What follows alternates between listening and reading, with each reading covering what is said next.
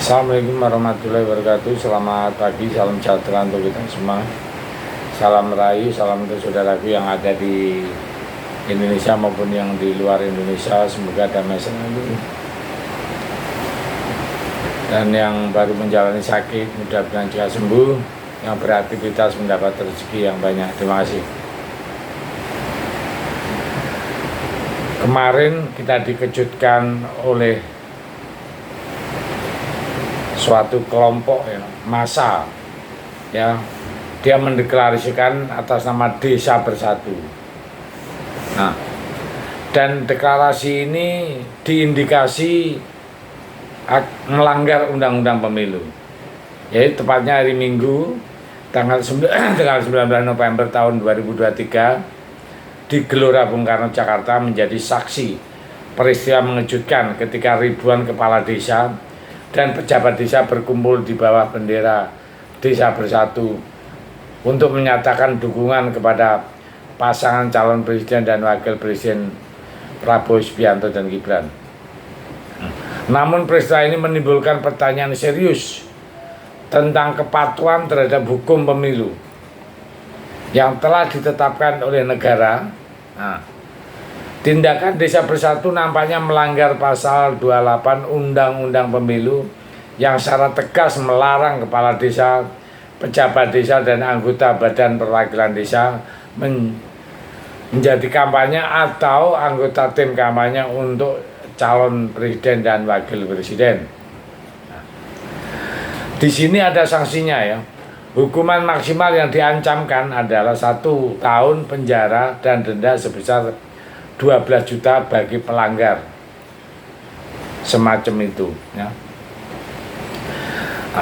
Saat acara deklarasi, ribuan peserta yang semuanya mengenakan kemeja putih membanjiri arena GBK. Banyak dari mereka mengenakan kemeja dengan simbol angka 2 di dada dan gambar Prabowo Gibran di punggung, lengkap dengan slogan silaturahmi nasional Desa 2023 yang terpampang jelas. Acara tersebut dihadiri oleh Gibran dan di bagian VIP terlihat sejumlah tokoh kunci dari partai politik yang mendukung Prabowo Gibran serta anggota tim kampanye nasional TKN untuk Prabowo Gibran. Beberapa tokoh yang hadir antara lain Ketua Umum PBB Yusril Issamahendra, Sekjen Partai Gerindra Ahmad Muzani, dan Sekretaris TKN Nusron Wahid.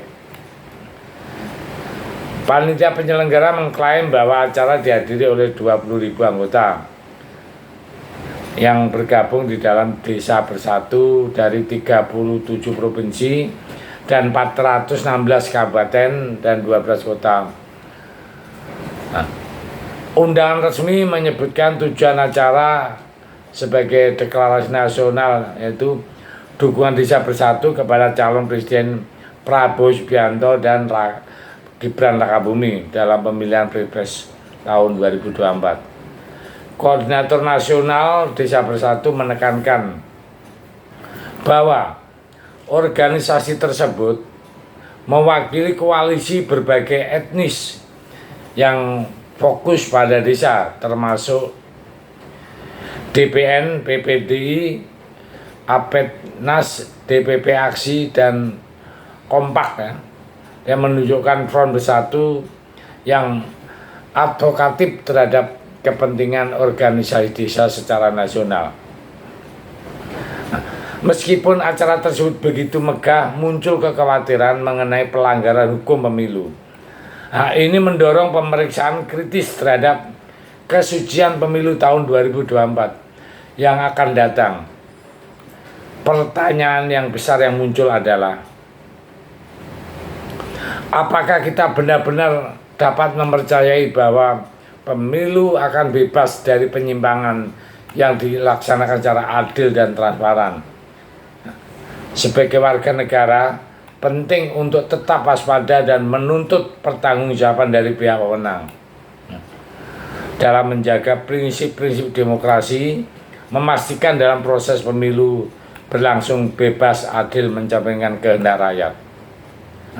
Dalam hal ini, nyali Baswalu, Badan Pengawas Pemilu itu diuji. Ya. Kira-kira berani menindak enggak ini badan pengawas ini? Ya. Jangan sekedar cuman nongkrong doang, tahu begini nanti ngeles sana ngeles ini. Nah, jadi kita rakyat Indonesia menuntut ya, badan pengawas pemilu harus berani bertindak. Kalau mengeluarkan sanksi, keluarkan sanksi. Jangan berat sebelah. Kalau sebelah begini ribut, kalau ini yang terang-terangan secara terbuka, ini sudah menantang hukum kalau saya pribadi mengatakan begitu. Dan yang lebih menyolok lagi, ya, seorang calon wakil presiden Gibran dan notabene anaknya presiden, dia terang-terangan ada di sana. Nah, kenapa? Seakan-akan dengan adanya Gibran di sana kebal hukum gitu. Itu kan menunjukkan seperti itu. Ya nggak bisa begitu, bubar itu negara kalau bikin caranya. Ya. Baswalu gimana ya, badan pengawas pemilunya. Ini sudah terang-terangan sudah ini. Semacam kayak mengobrak-abrik hukum. Kalau nggak ada penindakan, ya udah, domain hukum masing-masing ya. Jadi tolonglah itu menjaga negara Republik Indonesia besar ini. Jangan diawali ini jadi kacau balau. Kalau sisi sebelah ini bisa begitu, kenapa yang lain tidak bisa gitu? Akhirnya apa? Akhirnya hukum pemilu nggak berlaku. Nah, tolong untuk badan pengawas pemilu yang serius. Kita tunggu hasilnya investigasi bagaimana. Memang melanggar atau tidak? Kalau nggak melanggar apa? Kalau melanggar apa kelanjutannya? Ya, kita suara rakyat kita harus dengarkan seperti ini. Nah, karena deklarasi Desa Bersatu menjadi pengingat tegas dan tantangan di dalam menjaga integritas pemilu dan perlu pengawasan terus-menerus untuk melindungi nilai-nilai demokratik yang menjadi dasar negara kita. Jadi itulah gambaran ya, kelanjutan dari tidak jelasnya Gibran sebagai wakil presiden, akhirnya menelurkan pelanggaran-pelanggaran yang jelas dan nyata.